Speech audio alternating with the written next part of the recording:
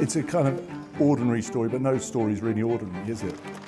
Keir Starmer has taken the Labour Party from the depths of defeat to a historic election victory in just 4 years. But who is he really? And what does his backstory tell us about the kind of Prime Minister he'll be? He's from a working class family in a village in Surrey. It's quite a posh area, and to be working class there kind of set you apart. His dad was a toolmaker famously, and Keir Starmer is the first person in the family ever to go to university. But he's got this other thing going on, that his mother is really ill. She's got Still's disease, which is horrible illness in which your immune system attacks itself. And so you've got the dad who's resenting being looked down upon by his neighbours. You've got a brother with difficulties learning. So it's about him getting on and getting out.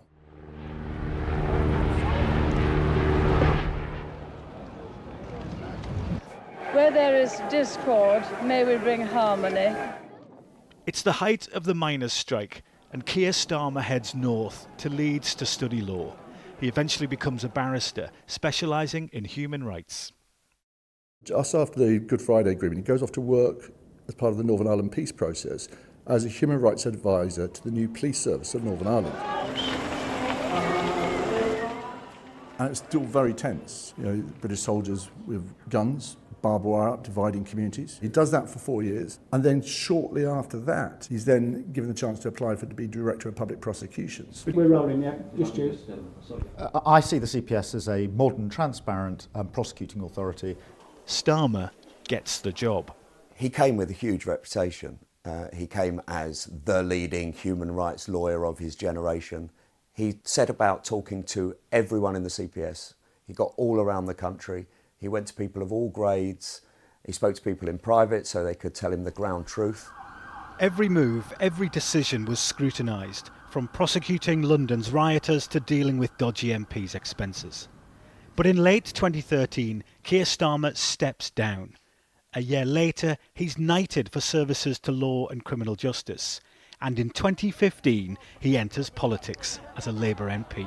And who's supporting it back, Cooper? Okay, this is not a mass... Harriet Harman! First met Keir with Vic, his wife, round at a friend's house in London, and we just went round for something to eat, and I was kind of curious because obviously I knew who he was. Keir Starmer. Mr. Speaker, what an embarrassment. He didn't really have much of a feel at first for the House of Commons chamber. But Mr. Speaker, let's not be fooled that yesterday was just about choreography. But he quickly goes from backbencher to become Jeremy Corbyn's shadow Brexit secretary. If ever there was a day for the Prime Minister to come to this House and to answer questions, it's today. If he was ambitious for more, he wasn't letting on. He must have given you the nod that he might think, who knows, I might become Prime Minister. Absolutely not at any stage did he say that at that time. He might have ruled himself out, but what were you thinking? I thought he could do it. I knew he could do it. And over time, as things began to deteriorate under Jeremy Corbyn's leadership, I felt it was time for us to start to think about what might follow, and I felt that Keir Starmer was by far the best person to do the job.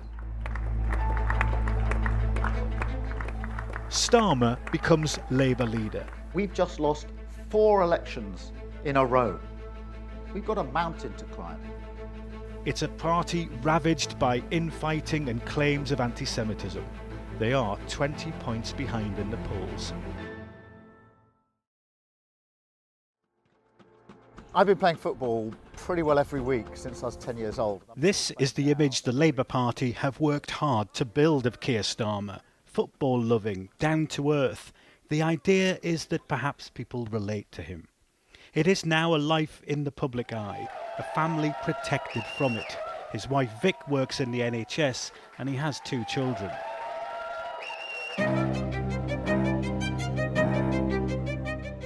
Some people describe him as cold, standoffish, doesn't answer questions.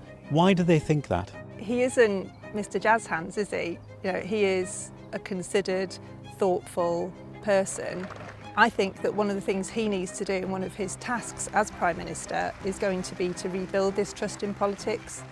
What difference can voters expect from what he replaces?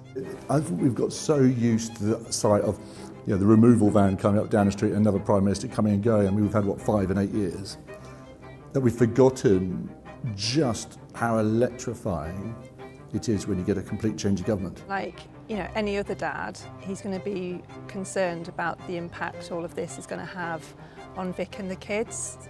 They haven't grown up in this kind of privileged bubble where they are used to having all their sort of needs met by other people and round-the-clock secure. That's just not their life, but that's all going to change now, and that's going to be really tough. My biggest fears are not about his ability to do the job. I've got every confidence in that. But obviously, for him as an individual, the toll of being Prime Minister and being a serious Prime Minister and really making a change in one of the most difficult times we've faced for a long time, both domestically and internationally, it's going to take a huge toll on anybody. Life will be very different now. He has promised change. Now he needs to deliver it. Thank you so much. Nick Martin, Sky News.